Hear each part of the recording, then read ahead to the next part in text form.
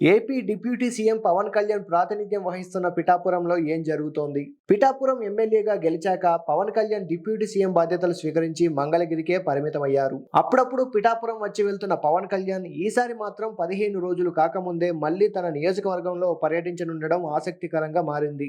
సంక్రాంతి పండగ సందర్భంగా పిఠాపురంలో 2 రోజులు పర్యటించిన పవన్ కళ్యాణ్ మళ్లీ జనవరి 27 నుంచి 29 వరకు 3 రోజులు పర్యటించనున్నారు. అయితే పక్షం రోజులు కూడా కాకుండానే పిఠాపురంలో పర్యటించడం వెనుక ఏం జరుగుతుందన్న చర్చ మొదలైంది.